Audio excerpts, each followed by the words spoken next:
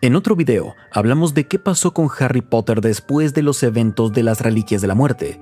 Nos sumergimos en qué pasó con el niño mago a partir de 1998, después de la derrota de Voldemort y hasta el día de hoy. Desde que se terminaron los libros y películas, no se ha publicado mucha información adicional sobre el mundo mágico. Por eso hay que rellenar ese vacío de 27 años para saber qué pasó con él, en quién se convirtió y qué hizo con su vida. Hoy vamos a hacer lo mismo con Draco Malfoy. Echaremos un vistazo a su vida después de la guerra. Comencemos.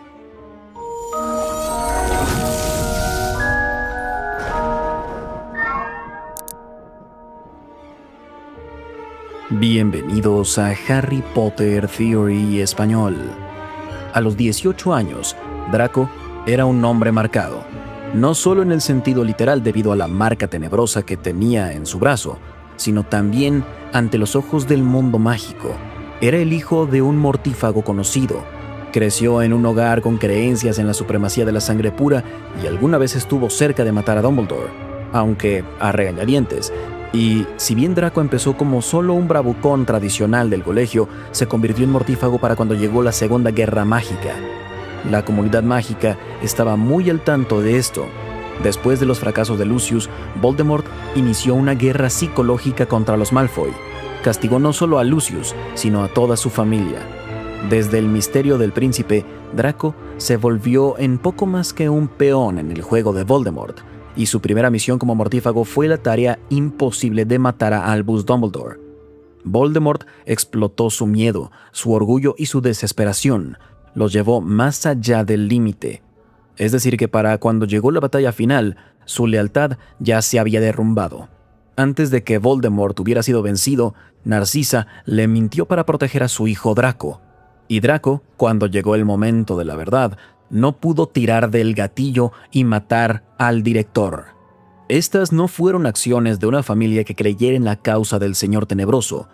No eran alimentados por una ideología ni por lealtad ciega. Estaban alimentados por miedo, por protegerse y sobre todo el amor que tenían como familia. Cuando Voldemort por fin murió, terminaron en una posición bastante precaria. Por un lado, sintieron alivio de que por fin eran libres. Por el otro, sabían que el resto del mundo mágico los veía de cierta forma, como mortífagos, traidores, sirvientes del Señor Tenebroso. Sin Voldemort, perdieron esta protección que venía con servirle. Su futuro estaba en las manos de aquellos que lucharon contra Voldemort, los buenos. Y cuando quedó claro que la derrota de Voldemort era inminente, los Malfoy no se quedaron para luchar. Le dieron la espalda al campo de batalla y se retiraron de Hogwarts avergonzados. ¿Qué pasó con ellos después? ¿Fueron encerrados en Azkaban por sus crímenes? ¿O su arrepentimiento los llevó hacia un camino distinto? En 1998 sucedió esto. Después de la derrota de Voldemort, se reveló que los Malfoy evitaron ir a Azkaban al compartir información crucial con el Ministerio de Magia después de la guerra. Con Voldemort fuera del camino y el mundo mágico en caos, el ministerio estaba desesperado por rastrear a los mortífagos restantes para restaurar el orden. Cuanto antes pudieran acabar con alguna chispa de actividad de mortífagos, mejor. Lucius, quien buscaba la redención, o quizás solo se cuidaba a sí mismo, ofreció nombres, ubicaciones y secretos a cambio de la libertad de su familia. Afortunadamente para ellos, debido a la escala de lo que había vivido el mundo mágico, el ministerio prefirió cooperar en lugar de castigar. Al final, fueron libres, manchados por su pasado, sí, pero les dieron la oportunidad de reconstruir, y nadie tuvo que reconstruir más que Draco. Sus padres desaparecieron de la vida pública. Draco se enfrentó al desafío de crecer en un mundo que ya no le temía a su apellido, pero no lo habían olvidado. Era un hombre que había sido formado por la guerra, por el fracaso y por la idea de que todas sus creencias se habían derrumbado. Lo primero que hizo fue rechazar la creencia en la superioridad de la sangre pura. Los eventos de la adolescencia tardía de Draco cambiaron su vida. Las creencias con las que había crecido fueron desafiadas de manera espeluznante. Vivió el terror y la desesperación, vio a sus padres sufrir por su lealtad y fue testigo del derrumbe de todas las creencias de su familia. La gente que había aprendido a odiar, como Dumbledore, le ofrecieron ayuda y amabilidad, y Harry Potter le dio de vuelta su vida. Después de los eventos de la Segunda Guerra Mágica, Lucius vio que su hijo era tan cariñoso como siempre, pero se negaba a seguir la misma línea de sangre pura. Después de la derrota de Voldemort, no le llevó mucho tiempo a Hogwarts reconstruirse. Muchos pudieron regresar para terminar su educación, y esa era la decisión obvia, pero para sorpresa de nadie, Draco decidió no volver. Aunque Draco y su familia recibieron un perdón por sus crímenes, Draco había dañado su imagen más allá de cualquier posibilidad de reparación. Su asociación con Voldemort, aunque no era algo que deseaba bastante, proyectaba una sombra sobre su reputación. Regresar a Hogwarts significaba enfrentarse a sus compañeros, y muchos habían luchado contra el bando que su familia había apoyado. Tendría que enfrentarse a los fantasmas de su pasado en los pasillos, donde alguna vez fue tan orgulloso. También estaba en una posición extremadamente afortunada. Era adinerado, así que no tenía que terminar sus estudios ni siquiera trabajar. En su lugar, se aisló de la mirada del público y se enfocó en su desarrollo personal, decidido a reinventarse para ser alguien mejor que el que había sido. En el año 2000, después de un tiempo de autorreflexión, Draco Malfoy volvió como un hombre mejor. No era perfecto y su cambio en actitud no era una forma de expiar sus crímenes del pasado, pero estaba dispuesto a seguir adelante y crear un mejor futuro. Poco después de este periodo de reflexión, empezó a cortejar a una mujer llamada Astoria Greengrass. Astoria era diferente a las mujeres que Draco había conocido.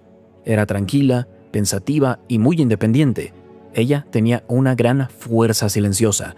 Y, aunque venía de una familia de sangre pura y era de los Sagrados 28, Astoria había rechazado desde hace mucho los ideales elitistas que alguna vez dieron forma al mundo, ideales que el mismo Draco había intentado olvidar durante años. Empezó a ir a Hogwarts en 1993, 2 años después de Draco, y aunque se cruzaron de vez en cuando en el colegio, no fue hasta 2 años después de la guerra, después de que todo se tranquilizó, que su conexión empezó a florecer. Ella lo desafió de maneras que no esperaba, no con palabras ni con juicios, sino con compasión y una perspectiva cimentada en la amabilidad y la razón. Astoria no lo veía como un muchacho que había estado en el bando de Voldemort, sino como un hombre que decidió alejarse de esa oscuridad. Con el tiempo su conexión creció, poco a poco, pero de manera profunda, y quizá por primera vez en su vida, Draco encontró a alguien que pudo ver a través de su máscara. Alguien decidida a no huir de su pasado, sino a crecer junto con él. Con Astoria con él, Draco empezó a encontrar la paz, no solo con el mundo, sino con él mismo. 2002. Después de varios años juntos, Draco y Astoria decidieron casarse. Sin embargo, esta ocasión, por supuesto que tuvo su controversia. Verán, a pesar de que Astoria venía de una familia de sangre pura, los padres de Draco no estaban de acuerdo con que se casara con ella. Quizá podrían pensar que un miembro de los Sagrados 28 sería lo suficiente para tranquilizarlos, pero para Lucius y Narcisa, Astoria representaba alejarse de las tradiciones. No estaba a favor de la sangre pura, ni compartía el mismo apoyo por estas cosas del estatus sanguíneo, todo lo que había definido al legado de los Malfoy. Para ellos, Astoria era demasiado progresista. Defendía sus ideas sobre los hijos de muggles y traidores a la sangre, y si bien ella no hablaba mucho del tema ni se metía en política, su desafío silencioso en contra de estas ideologías anticuadas fue suficiente para alterar la mansión Malfoy. Draco tuvo que demostrar que en verdad había cambiado. En los años anteriores siempre había favorecido a sus padres.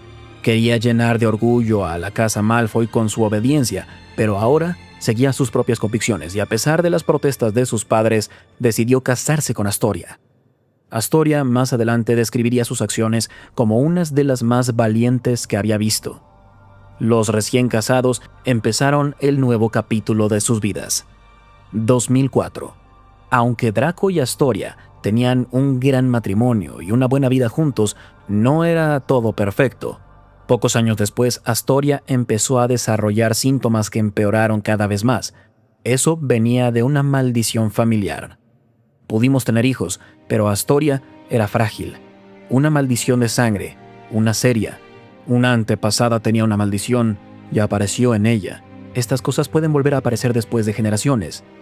Una maldición de este caso, Maledictus, se pasa de generación en generación a través de miembros de una familia, de madre a hija. Usualmente lleva a que alguien se transforme poco a poco en un animal a lo largo de su vida, como vimos con Nagini, aunque se puede manifestar de otras maneras. Es una maldición terrible con la que naces y de la que no puedes escapar, una que te carcome y poco a poco acaba con tu identidad. Pero a pesar de todo esto, Astoria se mantuvo fuerte, nunca permitió que su condición la definiera y no buscaba compasión de los demás. Su resiliencia y su sufrimiento en silencio profundizaron el amor de Draco y su admiración por ella. Estaba decidido a apoyarla como pudiera, pero la condición de Astoria generó aún más rechazo por parte de aquellos que ya cuestionaban su lugar en la familia Malfoy. Algunos veían su enfermedad como una debilidad, una mancha en la sangre, y otros especulaban sobre si podría tener hijos, debido al riesgo de transmitir su maldición.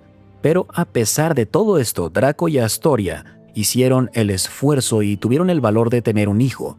2006. En 2006, Astoria y Draco dieron la bienvenida a su hijo Scorpius Hyperion Malfoy. Astoria sabía que no iba a estar ahí para siempre. Ella quería asegurarse de tener un hijo para que Draco tuviera a alguien que lo cuidara después de que ella ya no estuviera. A pesar de que Draco le decía que no le importaba si el nombre Malfoy terminaba con él, Astoria insistió. Quiso darle una familia, alguien a quien amar, pero el costo fue muy alto. El embarazo casi la destruyó. Su cuerpo, que ya era frágil, sufrió mucho. Después de que Scorpius nació, los Malfoy se alejaron de la vida pública y vivieron en silencio. Sin embargo, poco tiempo después, algunos rumores siniestros empezaron a circular. 2007. Debido a los problemas de salud de Astoria, empezaron los rumores de que Astoria no había podido concebir y que ella había usado magia oscura y un giratiempo para ir hacia atrás en el tiempo y tener un hijo con Lord Voldemort. Sí, la historia es absurda, pero por supuesto que el daño ya estaba hecho, y Scorpius tuvo que cargar con ese peso durante su época en Hogwarts. Sin embargo, Astoria se mantuvo firme en sus valores y, a diferencia de la ideología tradicional de los Malfoy, se negó a criar a Scorpius con la creencia en la sangre pura. Rechazó la idea de que los Muggles eran inferiores. Esto sí la metió en problemas con los padres de Draco, Lucius y Narcisa, quienes la veían como una nuera decepcionante. Esperaban mucho de una muchacha cuya familia era de los Sagrados 28, pero Astoria se negó a criar a su hijo Scorpius con la creencia de que los Muggles eran basura. Las reuniones familiares frecuentemente estaban llenas de tensión. Conforme pasaron los años, Draco empezó a cambiar también. Su tiempo con Astoria lo cambió. Esto lo dijo Rowling. Se ablandó con los años. Dedicó su vida al placer en lugar de trabajar para acabar con las fuerzas de la luz o dominar a los Muggles, como lo hizo Lucius. Me imagino que Draco creció para ser una versión modificada de la existencia de su padre, independiente, rico sin necesidad de trabajar. Draco vive en la mansión Malfoy con su esposa e hijo. Sus hobbies son una confirmación de su naturaleza.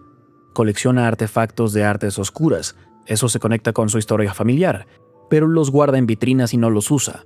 Sin embargo, su extraño interés en manuscritos alquímicos, con los que nunca intentó crear una piedra filosofal, señalan que desea algo más allá de la riqueza. Quizá quiere ser un hombre mejor. Espero que críe a Scorpius para que sea alguien mucho más amable y tolerante de lo que él fue en su juventud. Esto es todo lo que se ha hablado hasta que llega el epílogo, que ocurre en el año 2017, 19 años después de que terminó la historia original. Durante este breve vistazo al futuro, vemos a Draco y Astoria enviar a su hijo Scorpius a Hogwarts en la plataforma 9 3/4. En este momento, vemos al ex rival de Draco, Harry Potter, llevar a sus propios hijos al colegio. Pero el momento fue agridulce para ambos.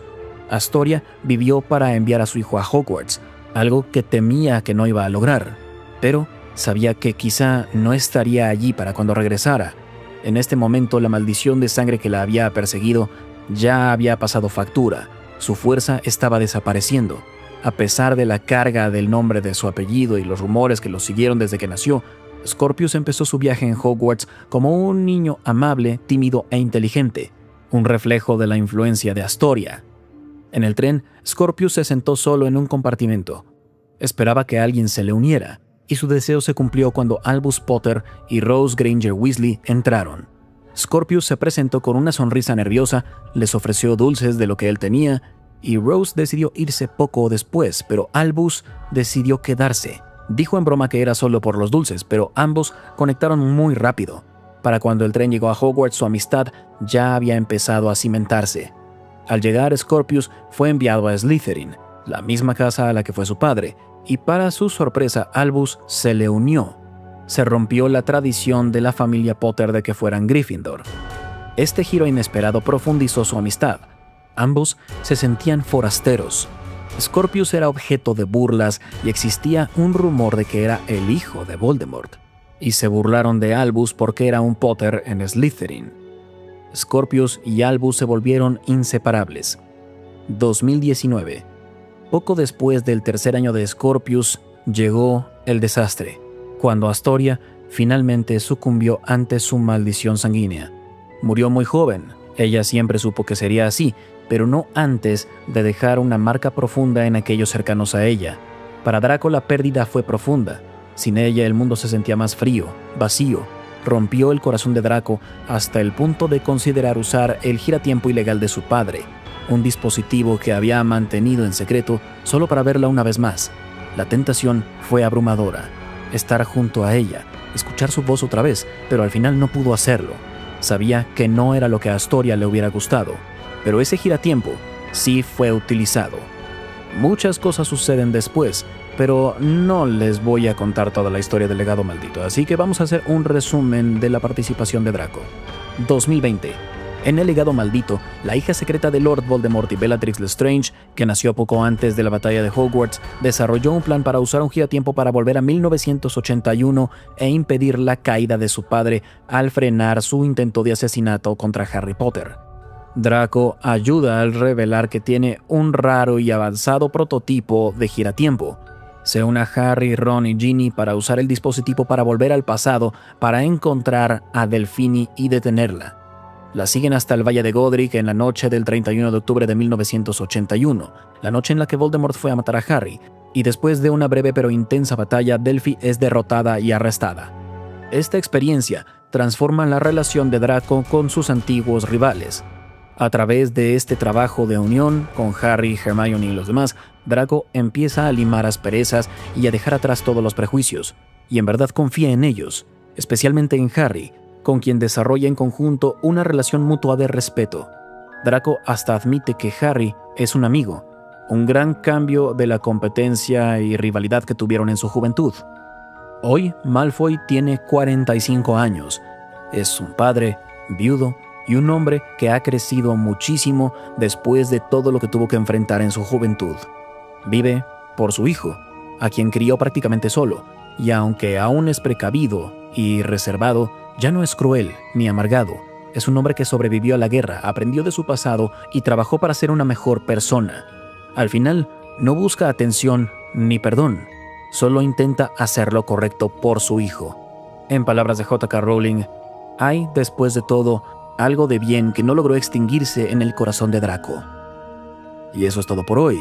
¿Les gustaría un video de algún otro personaje? Díganlo en los comentarios. Y hasta la próxima, recuerden, la magia florece solo en almas únicas.